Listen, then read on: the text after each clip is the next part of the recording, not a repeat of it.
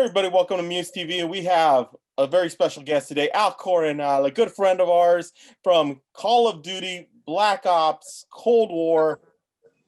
The game came out last week with the launch of Xbox Series X and PS5. Yeah. What does it feel like after all the work and putting that in, and the game to finally be released and to see you on screen now? Man, it's very surreal, first of all, because I've been a gamer since my mom bought me the Atari 2600 when I was a kid, and to be actually a part of a franchise that I'm a huge fan of, that I've played. I have all their previous releases of the previous Call of Duty games, and now to be a part of that franchise, it's just very surreal. I'm still trying to get a grasp of it, and then as far as my nieces and nephews are concerned, I'm a god. So Christmas, they're already getting the game, or they already got the game. Yeah. It's like, they're. I have so many people asking me for posters, signed posters. Unfortunately, because of COVID times, a lot of that stuff has been delayed, and a lot of the promotional push that was going to take place, like, the E3 and the Comic-Cons and all that stuff and appearances, is non-existent at the moment because of everything with the pandemic, and understandably so. But it's still the fact that these designers did most of the programming from their home offices and were able to get the game put together and release it is still an amazing feat. And I was talking with a few of them saying that you guys really accomplished something that it could have been impossible, and they did it. Yeah. And that's the one thing, like, when I walked into my local Target, I go in and I see the display, and your face is right on there. I had to take a double take. Half of my face. Yeah. This side of my face. Right? Yep. And I had to take a double take. I'm like, I know that guy. I know, and I have the mask on, and I'm seeing people buy the game, and I'm like, which game you here to buy? Call of Duty Black Ops. Oh, really? Very cool. And it's not like I want to go, hey, by the way, do I look familiar?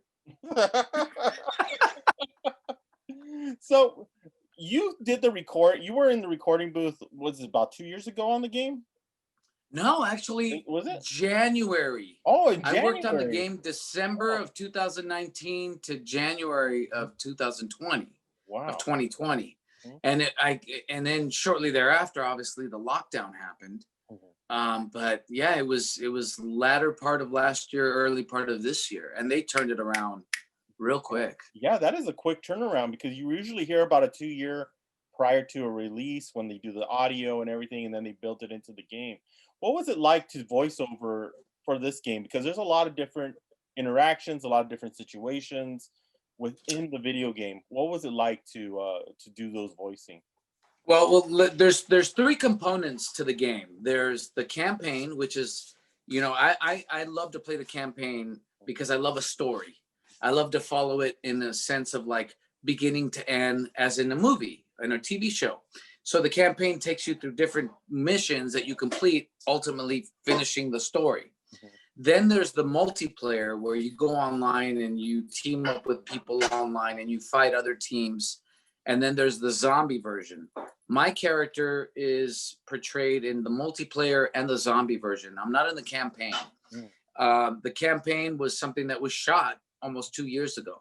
And that was most of that motion capture technology, most of that motion capture footage was done out in Chicago with a company called Raven. I worked with Treyarch, which were in charge of doing the multiplayer and the zombie and certain components of the campaign. And so there were several different companies that worked together with Activision. I worked primarily with Treyarch. And so my stuff was facial capture, scanning of my body and my face, going through different wardrobe changes. And basically, once they scanned my face, they had me go through about, I'd say 120 to 150 different facial expressions, that then they could put that into a computer and basically make my character do and say whatever they wanted to. Yeah. Well, and that's what's So I didn't get a impressive. chance to do the motion capture. Yeah. Well, but that's impressive though, because your facial scanning was dead on, and it was probably some of Right. the best facial captures that I've seen in a video game. And I think maybe because it's the technology that we're at right now that are able to get you to their lifelike realism now.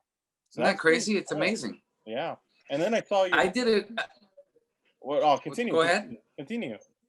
No, a few years ago, I worked on another game called Days Gone, which is like a zombie apocalypse game, Mhm. and I did the motion capture. They captured my motion, my reactions, and my voice, but the face that you see is not my face. Mhm. So that was strange, seeing a different face, but knowing that those movements were mine and the voice coming out of the character was mine. And in this one, it's even more surreal because I'm looking at myself. Yeah. So it's very strange. Yeah. But it has to be cool though, just to It be able to like be a video game head and then to see you yourself in a game that's gonna live around for some time. I mean, that's pretty cool.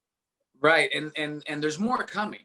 Yeah. There's more coming. So you know, as with any most of these games, they have releases, they have updates, they have downloadable content that we refer to as DLCs, Yeah. where players can decide to buy other outfits, other upgrades. So you're gonna see my character in quite a few different versions or reimaginations of the character. In they do it in seasons. So right now we're in season 1 of multiplayer. When season 2 gets released, you're gonna see some more upgrades, some more updates to my character. Awesome. And can you tell us a little bit about what's your character? What's his name? A little bit about it. Was there a The backstory character for it? is DGI Mendo Garcia, and DGI is a form of the Cuban special forces. My character is an expatriate, and he left Cuba to come to work with uh, with clandestine forces within the United States. Basically, he's an assassin for hire, and so he works for the person who pays him the most. So he can be a little ruthless, certainly. Actually, the when I auditioned for the role, they had me doing some stuff that, having been in the military, I'm like, wow, if I did this in the real world, these would be war crimes. Mhm. And so, you know, he's got a ruthless edge to him. But you know, it was so exciting to hear the designers when we were doing all the photography, the different costumes and the facial scans, when they were coming back with every day, the following day, saying everybody at the office is going crazy for your pictures. You're going to be seeing a lot of this character, and true to form, my character has been very, very, uh, you know, featured in quite a few of the commercials, the ads, the trailers. It's pretty surreal. Yeah, it is because I saw the commercials that had your character in them. I've seen the all the advertisements that have been around. It's kind of trippy for me because we've known each other for a few years now, and I'm just like, dude, this is like trippy because I'm like, I always see you on like a bunch of different shows because you're a constant working actor. You're Oh, thank always you, man. you always have some great roles. You always on some great shows. But this was like something where you walk into a store, you walk into a GameStop, you go into Best Buy, and you can't get away from it. You're right I there. know, right? It's Yeah. crazy. I'm just like, wow, this is insane. And I have so many friends that played the alpha version and the beta version, which were the two free versions that could be downloaded prior to the release of the game. And the company was using that as a sounding board to see what was working, what wasn't, what they could change prior to the release of the game. And just to get, you know, video messages from friends saying, I'm playing you right now. And then they're showing me pictures. It just, That's awesome. it's so far out. It's pretty That's cool. cool.